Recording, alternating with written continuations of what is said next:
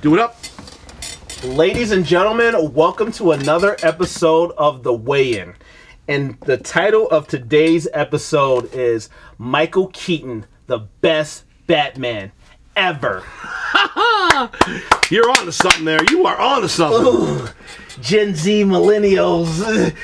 Gen X probably a little bit triggered too. Ooh, whatever. That's waking everybody up. We about to salute the king. Keaton the king. Look at the, go ahead. So, give me some more data. So you can't talk about Michael Keaton without talking about that first Batman film. 1989, folks. Batman 1989. So let me give a quick overview. Sure. So directed by Tim Burton, and it was starring Michael Keaton, Kim Basinger, Billy D. Williams, Robert Wool, Jack Palance, Jack. aka Curly from City Slickers, in a awesome cast. There was many more people.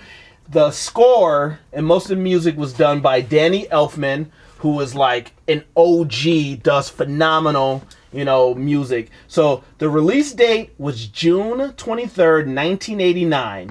It had a worldwide gross of $411 million off a $35 million budget, which is like $1 billion at the time. Oh, easily. Today it would be crazy. The cinematography was done by Roger Pratt, who just did a phenomenal job.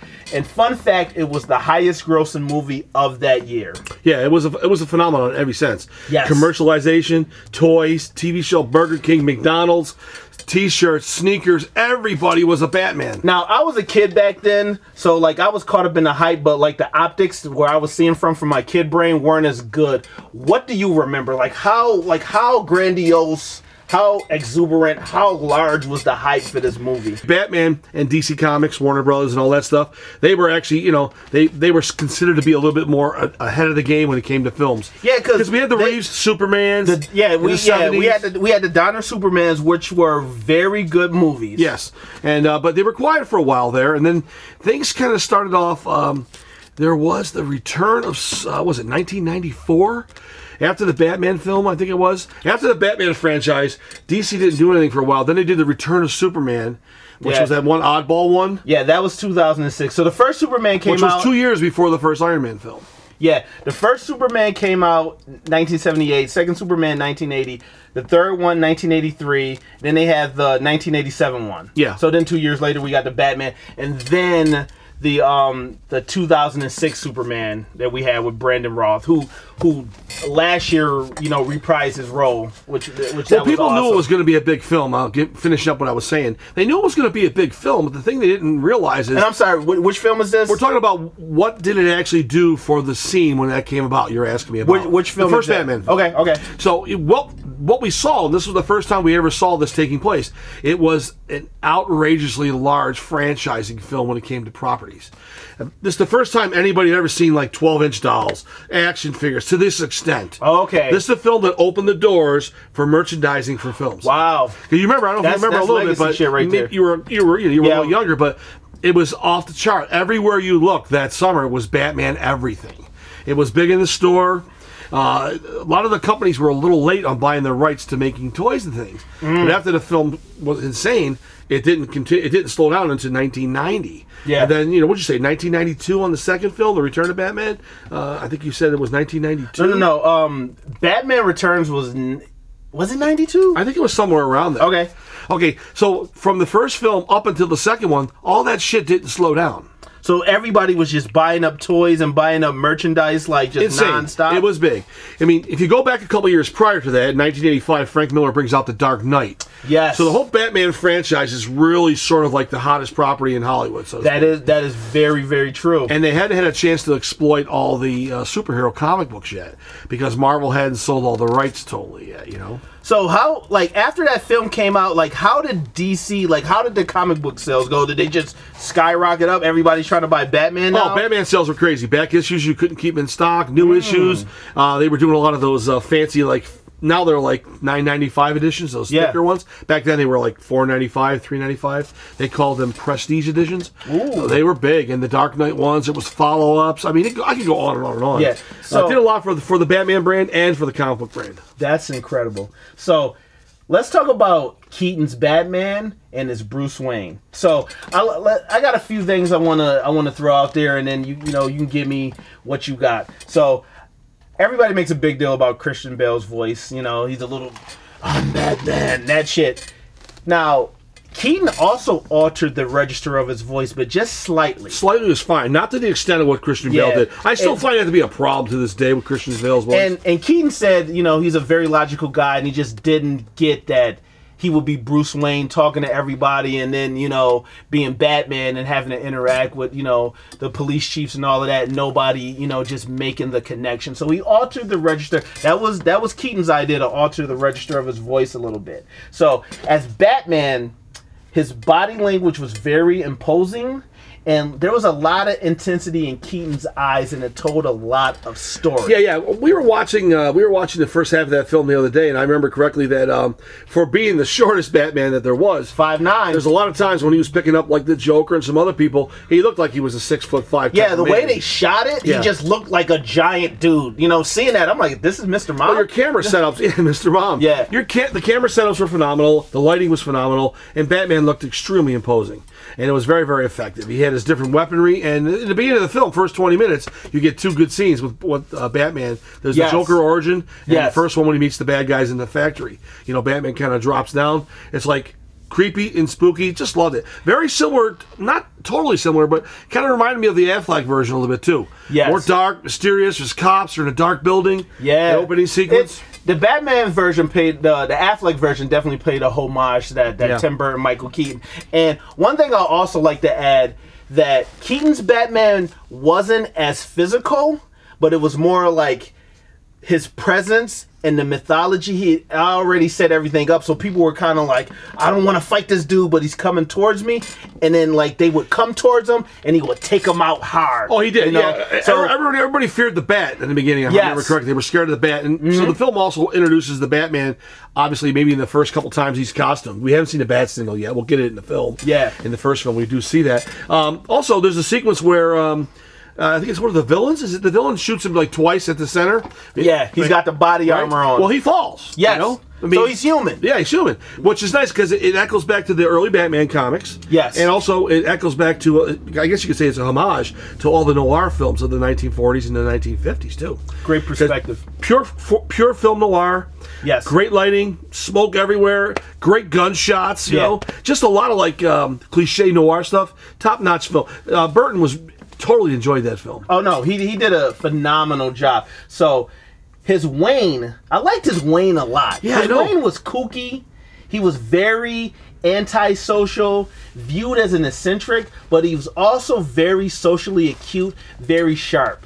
Like he played it sort of laid back, but he was a lot more craftier than you think. And you can tell that the Bruce Wayne facade made him feel uncomfortable. Like his body language just showed it. He was introverted. He was shy. Like he was like shrunk down. He wanted to stay in the background. I really enjoyed that about his Wayne. Yeah, I agree with you 100% because if he acted like he was kind of Johnny Cool and he was like overly hip to what he was doing, they'd possibly make a better connection. They might put two and two together. When he goes to his trophy room in the film, I think I remember correctly. I think his Bruce Wayne is the best guy that's got the one hand in the pocket and the left hand's moving as he's talking. He looks so cool. Yeah, he's definitely cool. He's got some curls on him, which is nice, but I think they'll be able to mimic in the new film. Yeah. Eventually, and he's in tip-top shape. I think he'll look good. No, he'll definitely good. People are kind of nervous about it because they're trying to compare it to every other Batman there is, but I think it's going to be kind of more of a traditional flashback kind of a sequence. Not a total flashback, but not like totally contemporary. Yeah. We'll see. They got to cook something up, and they'll do the character justice. I think they know how big the property is. And it'd be nice to see him finally with the Flash character. You know what's really neat about it, too, which people haven't noticed on I have, you might have actually thought about it also, is in the comic, when Batman and the Flash were working on the button sequence, yes, which actually connects the Watchmen to the DC comic universe, I got a funny feeling in that Flash movie, whenever they get around to it, I think the Watchmen are going to be sequenced in there somewhere. You think they're going to tease that? Because it's the button, the story called The Button. Remember they find the bloody face, like the Batman finds it in that cave, or it is? It's got got to be what it is. Why would you not? Why would Batman and the Flash be teaming up as opposed to Flash and Green Lantern or something? That's true. So I mean, it's not rocket science to figure it out. I got a funny feeling the Watchmen, that's the connection to the Batman universe. That might be. That's interesting. That's something. Everybody, that's something to look out for. So now moving on, I want to talk about another major aspect of all superhero films, which this Batman 1989 film did such a good job. The Joker. Jack Nicholson's Joker, very inspired casting. He had a psychopathic nature. He was violent, theatrically over the top, a true showman. His body language, while not being physically imposing, at the same time, the Joker was very menacing.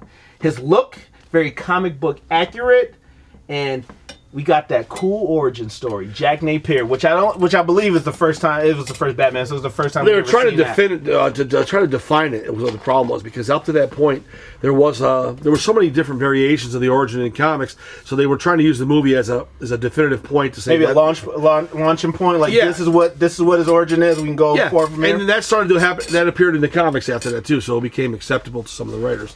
The person who scripted that Batman film was Jack Hamm, I think his name was. Okay. And Jack actually wrote Detective Comics and Batman for a couple of years after that. So everybody was celebrating the excitement of the Batman film throughout, like his merchandise, the movies, the comic books. So it was a big event for Warner Bros. They made a boatload of money. Like you said, $450+ million in 1989 is easily $1.5 billion today. Definitely. So that's mind-boggling. It's incredible. It's insane. It really is. And another thing too about Keaton, which is really neat, is he just has a great personality as a person in general. So when he was really excelling in both of the roles. He excelled in the Batman role, and he just nailed the fucking Wayne role. His Wayne was excellent. Like, he looked like a normal guy, but at the same time, there was something underneath. There was a layer of something else going on underneath that Wayne, and you were just like, what's going on? And it intrigued you.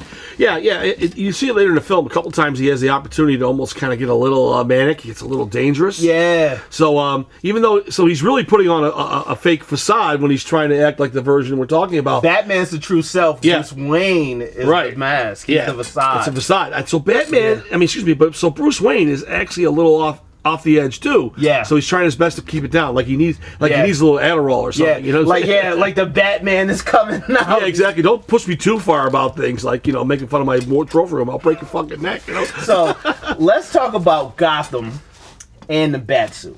So Gotham felt very noir, as you addressed earlier, very grand in scale. It had a mysterious feel, a touch of fantasy. Yeah, it had some steampunk going on too. It felt modern, but it also felt retro at the same time. It did, yeah. Beautiful shots. Yeah, when they were coming to the headquarters, was it the headquarters or the city hall? The first shot you see. Yeah. There's a building next door to it. There's giant smoke pipes coming out, like where it's like an exhaust for steam. That steampunk shit. There's a lot of this, a lot of steampunk iron railings, like stuff like trestles hanging down. Everything looks dirty. Like the criminals all look dirty. Like New York was a bit of a dirty town too, so they didn't feel embarrassed like making New York look bad. New York that's just the way it was, you know. And that was a phenomenal job. The production designer did a fantastic job. Yes. There's a lot of miniatures in that film too, which people don't do much today. It's all digital now. You know. Is there a lot? There's a bunch, yeah. That first opening shot we saw was probably a miniature. Whoa. That was no digital painting. That was a miniature. Yeah, it was '89, right? Yeah. They didn't have the tech. So those artists, looks good today. It does. The craft was so good back then. They weren't like faking it. If they tried to make models today, they would probably fuck it up. Because they're not used to it. They use that crutch, which is digital. Yeah. Back then, they didn't have a digital crutch. They had to be good at building models. And like you were saying earlier, you could tell that this movie was shot on film and how beautiful it was filmed. It was rich. It was well lit. It had all the proper lighting, the noir techniques that make the whole genre famous and everything. Definitely good. Now let's talk about the suit. Now, to me, in my opinion, that Batman suit was a masterpiece. It was comic book accurate and it was scary as hell. Yeah, that costume was mind-boggling. They had a lot to live up to. You know, I'm sure it went through a lot of different decisions. And shout out to whoever designed that costume. Like, really did a good job. Like, all the nuances. Like, and to this day, to me, that symbol still really knocks it out the park. And I could be biased, looking from my little kid eyes, but just even when they made the DVD. all you see is the Batman symbol. When they had the posters out, all you seen was that Batman symbol. They knew that. They knew that design they created for this film, and on his chest there was going to knock it out of the ballpark. It was incredibly strong. And it's exactly what Batman, when Bruce Wayne designs the costume, one of the things he always said was, I don't want them shooting me anywhere else where I don't have the armor plating. I want them to shoot. You want them to aim for the chest. Right, so it worked. Now, if it caught your eye appeal, it's obviously going to catch a villain's appeal, too. Yeah, that was very, very smart. Obviously, Batman's a genius. Yeah. I mean, yeah, he's definitely a wizard for sure. But the neat thing is, like, they had to spend some time to create it, and you know, they probably went through a few different variations on the sketchboard. But like, how tough it is, like. Dude, I like the length of the last day was like, so are we all signing off of this? Because once we say yes, we're not going back, and they're going like. I think it was unanimous. I think we nailed it. I think everybody knew. Yeah. Dude, I like the length of the horns. Yeah. Dude, everything about that suit, like you were telling me earlier, like how the cape just kind of covers them. It rolls off the shoulders real nice. It's got a nice appeal there. It makes it look very, very menacing. Yeah, how about those scenes where he's jumping out of places, you know, and he just, you know, he comes like the bat coming down. Well, he was definitely, in that first film, he was trying the scare tactic. So the first time he's leaning upside down, I think it is. So you see this giant bat, there's some smoke and stuff. That's creepy if you spot it. Yeah. And the second time, the arms would go up and he'd come to you. All those villains were nervous and shit in their pants because this evil bat was coming towards me. A human bat. Which they don't even know. So this brings me to my last thing that this film did very, very well. The Batman mythos. To me, they nailed it. The fear aspect of the character, like, they nailed it perfectly. I like the way that the word spread throughout Gotham City and how it spread throughout the criminal underworld, that there's this creature out there that's stalking the streets of Gotham, hunting down criminals, like beating them up, you know. And it's almost like Christopher Nolan in his first Batman Begins, which I love, he paid like homage to that, to, you know, Burton's Batman, where, you know, where Batman grabs up the one thug and he's like, the thug's like, who are you? I'm the Batman. Dude, like, that I do like that. Dude, that shit is awesome. You know, all the surrounding characters, you know, Michael Gough, who played Alfred Pennyworth, he did a great job. The lovely Kate Basinger, who played Vicky Vale, phenomenal. Billy D. Williams as Harvey Dent, like, that was crazy. And to me, I was thinking that they hired Billy D. kind of trying to get that love from, you know, Empire Strikes Back, you know. Like, Billy D's obviously an awesome actor, but they trying to pair him up again, you know, with another strong, you know, kind of. It was probably planned. Billy was riding high at that time. That was a good cast. He did well. They did well. The film did well. Jack Palance plays another one of the. He's an older actor. He played Jack Palance. He played the gangster that Nicholson was working for. Great casting. Yeah, there really is. And then we've got. Sorry, I can't think of his name, but the young assistant to the manager in the baseball film, Bull Durham. They kept setting up to the. What's going on, guys? You're talking about? Well, Sanchez is getting married. Why don't you buy her the couch and then we'll be happy with the bed? That dude was amazing. He was good comic relief, but he was also he was like a comic foil. Yeah. But he was also part of the love triangle, which I thought was very good. Yeah, he was. Dude, they did a lot of storytelling in the first 20 minutes of that movie. Yeah, they really did. And what you also catch in the beginning of that movie, too, is in the background scene, I think there's a party at Wayne Manor. You hear some Prince music in the background. Prince was part of the music. Which is going to lead to that great scene at the end when the bat plane crashes and all the people are dressed up as the bat stuff. Yes! It's a weird scene in the movie, but it really works in history now. It definitely works in history. I forgot about that. So Batman had become a cult because of... Yes. Which you would expect in any type of society. Whenever something becomes a cult, becomes popular, you know?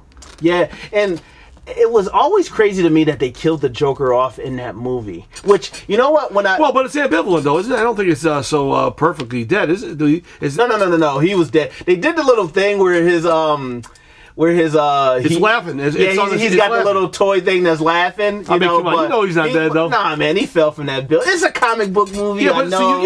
But that's what it was supposed to be. Yeah. And, you know, since you mentioned that, that's exactly what the Warner Brother films do. They stick closer to being comic book movies. Yes. Like, we saw him die, right? But in a movie, in the comic book, he's not really dead. He's coming back. So they give you the laugh, and it works. If you did a Marvel movie, they would have bitched and moaned. Yeah. So you're leaving the theater thinking...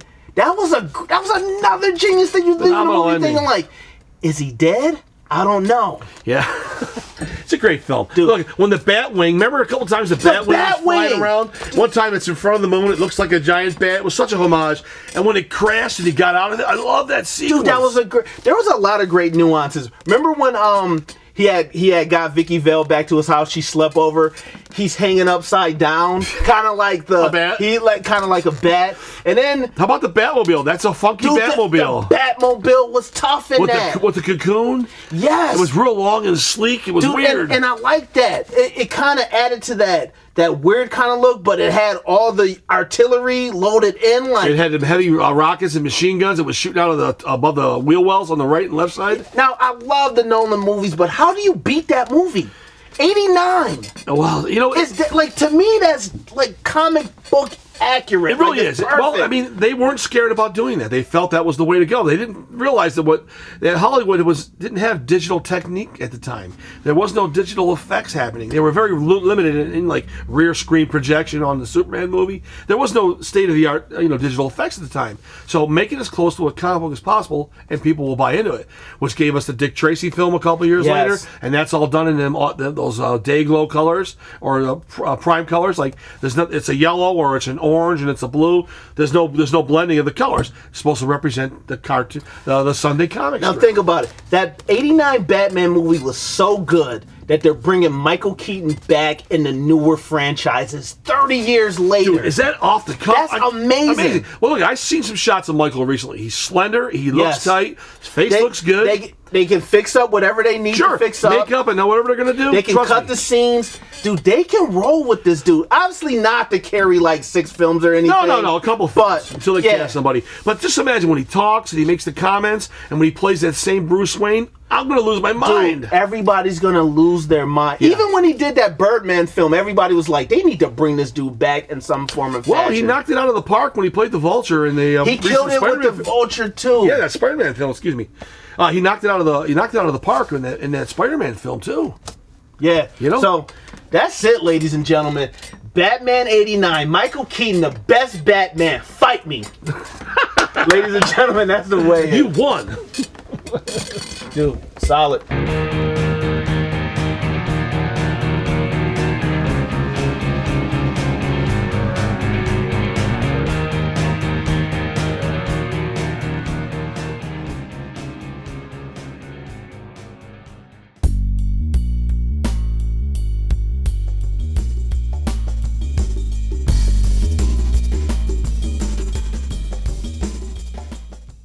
Now we have the overcorrection, but circling back, like my masculinity is a problem. Like I'm assertive. I would not hurt, somebody, I'm not hitting a woman. I'm not a bully. I'm not picking on people who are smaller than I am, and I'm not yelling at people. Yeah. But my assertiveness, how strong I can come across sometimes, like it's like people want to live in this soft bubble. And they want to walk on eggshells. And here I come through just stomping on the eggshells, popping all the bubbles, and they can't deal with it, No, I understand why they can't deal with it. And it's not me being overly aggressive or me being too alpha. It's just me asserting my dominance, for just doing what I want to do. But not, not coercing anybody to do something that they don't want to do or not, it's that energy that I give off makes people scared. And, I love that quote from Wanda in Civil War, where she's talking to Vision, and she was like, I can't control their fear. I can only control my own. I can't control how people feel about me. I can't control their bodily chemical reactions when they see me. I can only control my own. What I'm saying is, if we change the narrative that a built-up man is not something to be looked at as a danger, as something bad, then maybe these people won't see me as being bad. And maybe if I'm just like, yo, can I get through? They won't see it as me screaming at them like, yo, can I get through? But that's how they see it, because the narrative changes the perspective.